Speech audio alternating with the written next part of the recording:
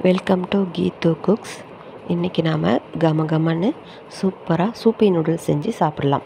வாங்க friends, சூப்பி noodles செய்யலாம் வாங்க. கடாயில் 3 ஸ்பூன் எண்ணெய் விட்டுக்கலாம். கடுகு போட்டுக்கலாம்.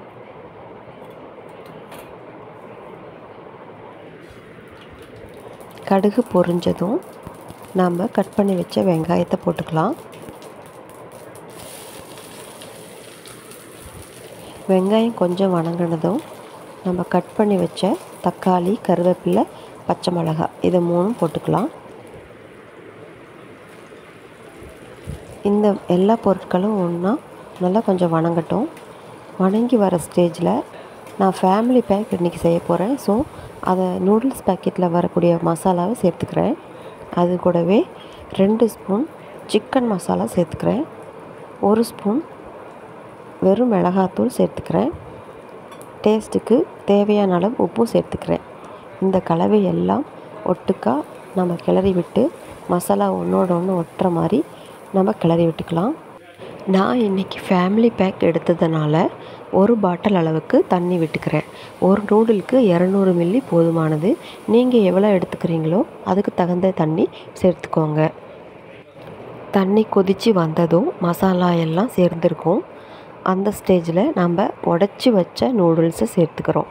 ஏன் உடச்சி சேர்த்துக்கிறோம் அப்படின்னு சொன்னால் ஈவனாக வேகும்.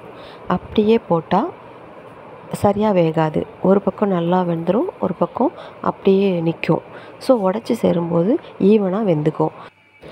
2லேருந்து 3 தடவை நல்லா ஈவனாக கிளறி விட்டால் சூப்பராக வெந்துடும். கொஞ்சம் சூப்பியாக இருக்கும்போதே நாம் ஸ்டாப் பண்ணிக்கணும்.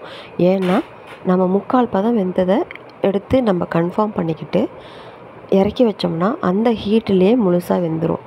ரொம்ப நல்லா அடுப்பில் வெந்துருச்சு அப்படின்னு சொன்னால் ஒரு மாதிரி களி மாதிரி ஆகிடும். உங்களுக்கு அது சாப்பிடவே பிடிக்காது. அதுவே கொஞ்சம் 3/4 பதத்தில் இறக்கிட்டிங்கன்னா எடுத்து வச்ச அந்த ஹீட்லேயே சூப்பராக ரெடி ஆகிடும். நாம் செஞ்ச நூடுல்ஸ் இப்போ வெந்துடுச்சு, இறக்கிக்கலாம். சாப்பிட தயாராகிடுச்சு. சிம்பிளாக செஞ்சு முடிச்சாச்சுங்க. உங்கள் வீட்லேயும் நீங்கள் செஞ்சு சாப்பிட்டு பாருங்கள்.